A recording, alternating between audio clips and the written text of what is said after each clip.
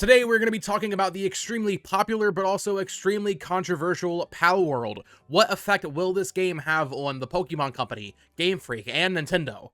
Let's talk about it. Hello there, everyone. Welcome back to the channel. My name is Botox Games, and yes, today we are talking about Palworld. Everybody on the internet is talking about this game, playing this game in one way or another. They are consuming Palworld even if they don't want to. If you have not heard of Palworld, essentially take Ark Survival Evolved, or any really any survival game on PC with a lot of crafting elements, resource management. You know, your inventory gets too full, you gotta build a chest. Minecraft, right? Those types of games. Take one of those and put Pokemon in it, and that is Palworld. I actually remember seeing this game a few years back, I think at the Game Awards. Maybe there was a trailer there or something along those lines, and I remember thinking this looks like vaporware. It doesn't even look like a real game.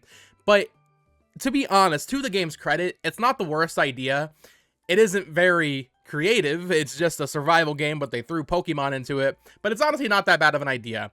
I did play a little bit of the game, you know, maybe 2 hours, and I'm interested in checking out more of it, but honestly, I think I probably got my fill. You know, for 2 hours, I was just playing it, and I was like, wow, this game and its popularity and its success is making me realize just how underappreciated Pokemon Legends Arceus is, because Palworld and a lot of its elements takes from Pokemon Legends Arceus. In fact, I would argue, you know, I see people saying that this game is a Pokemon killer, and the people that don't like Palworld are trying to say, like, oh, where were you when Cassette Beasts came out, or when Dragon Quest Monsters came out? Palworld is not like a Pokemon game. I keep seeing this comparison of, like, why didn't people play this instead? Palworld is not like a Pokemon game. There is no turn-based combat. It is like Legends Arceus, because Legends Arceus is the most unlike any Pokemon game, but this doesn't have most elements that make Pokemon Pokemon, or make monster-catching games monster-catching games. It is a survival game first and foremost, and then you also just have Pokemon on top of it. So I feel like the comparisons of it just being a direct copy, and that sense, are a little misguided. Now, that's not talking about the entire issue with, you know, this game's designs. Potentially the developers used AI, and no way am I trying to defend Palworld. I want to make that very clear. But to say that this is a Pokemon killer is pretty misguided, because it's not even really like mainline Pokemon. And yeah, if you don't know, there is a lot of controversy around this game, because it seems like they might have used AI to create their PAL designs. I would argue it doesn't really matter if it was AI or not. They clearly ripped off Pokemon designs. That's neither here nor there. That's not really what I'm here to talk about, but just so you know, just so you have a frame of reference, that is the controversy around this game.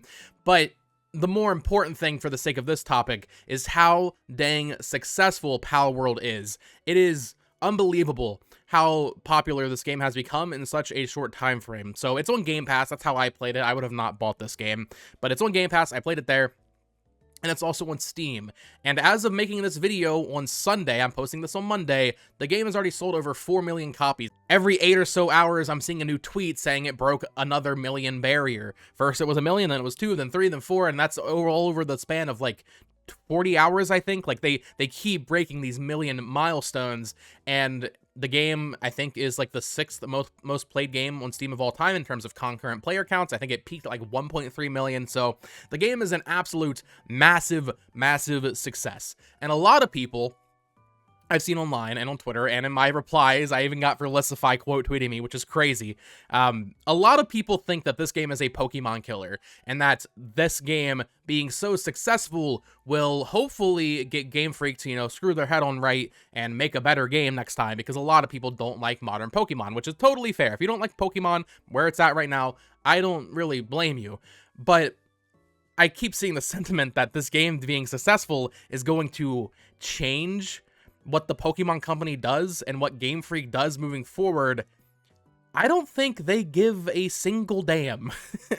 I think there's a chance that they will pursue some sort of legal action, especially if they did use AI and they fed it a bunch of Pokemon designs and said, hey, make a new Pokemon based on all of these. That they might try to do. But in terms of influencing the design of future Pokemon games and how these games are developed, I don't think this is going to really change anything.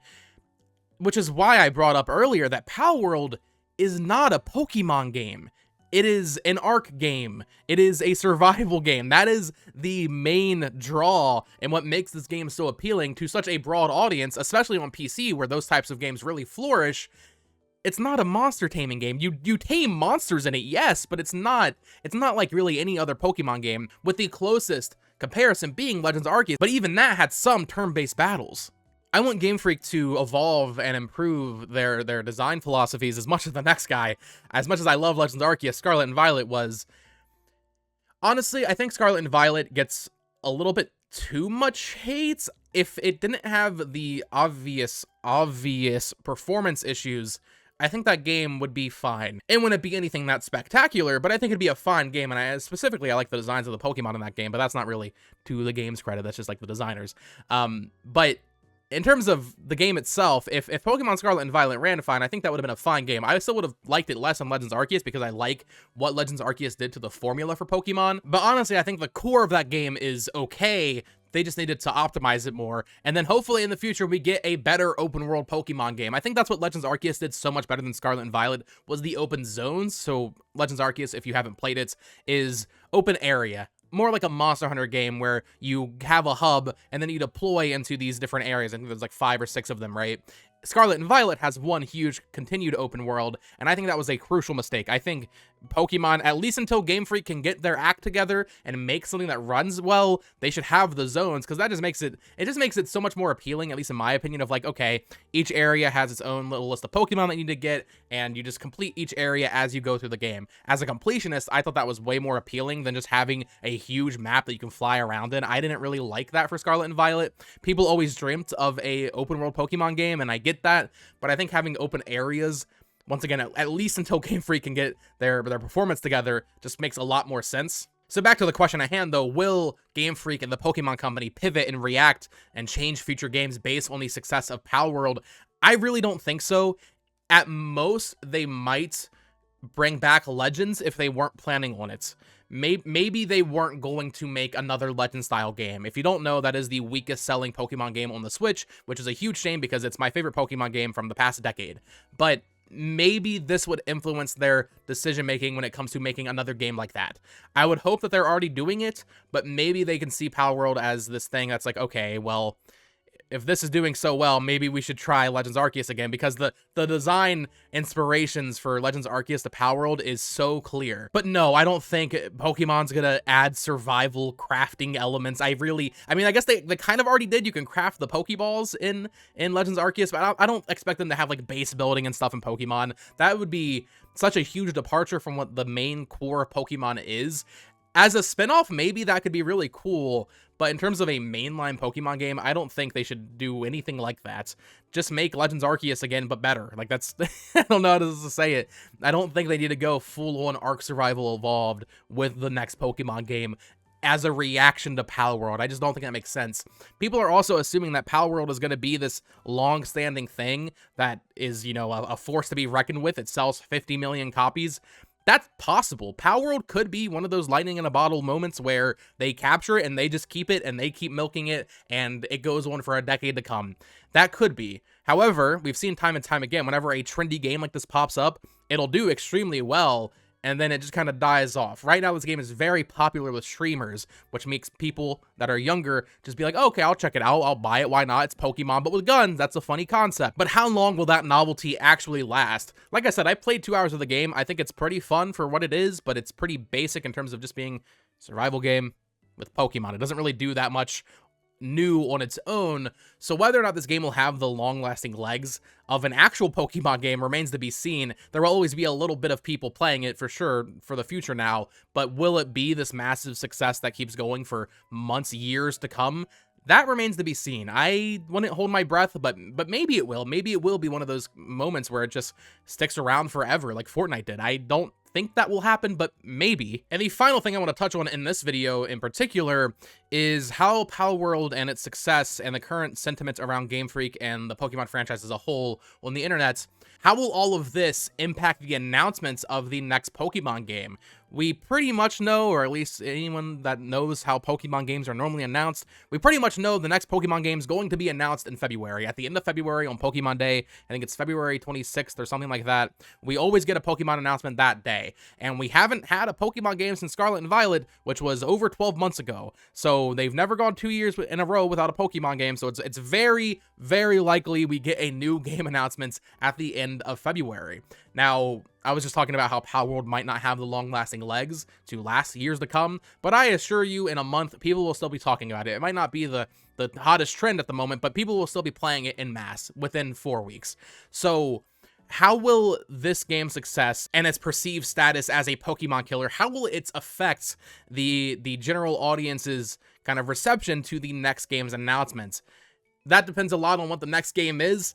We actually don't know. A lot of people think it'll be Black and White remakes. I'm hoping it's not that. As much as I love Black and White, it's my favorite Pokemon game.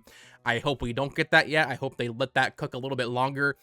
I was thinking maybe we could get like a Legends Johto type of game. That would be interesting to see. Or maybe not necessarily just Legends. I don't think they'll keep that branding necessarily. But another game in Johto that's more like open, because it's been a long time since we've been to Johto.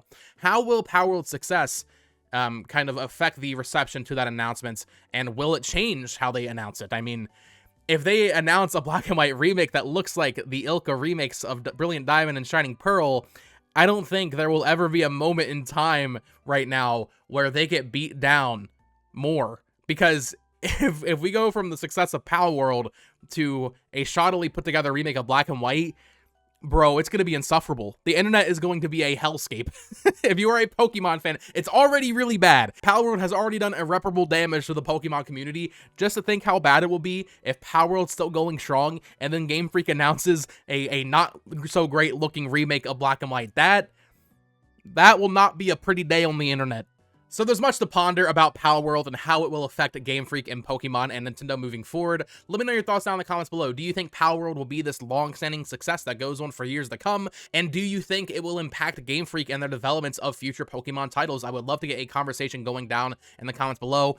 My answer to that is I lean towards no. I think in reality, Pokemon is this unstoppable force that they probably won't really pivot or change anything based on this, but we'll have to wait and see. Maybe they will, and we'll be very surprised. Of course, it's too late to change anything for the next game. If it is a top-down, one-to-one remake of Black and White, it's way too late to change that, but I'm talking, you know, years down the line. Will the next open-world Pokemon game, will Gen 10 be changed by Palworld? So let me know your thoughts down in the comments below. Of course, subscribe here for more Nintendo Switch news, reviews, coverage, all of that stuff. Follow me on Twitter at Botox Games, and join the Discord that is linked down in the description. Until next time, folks, peace.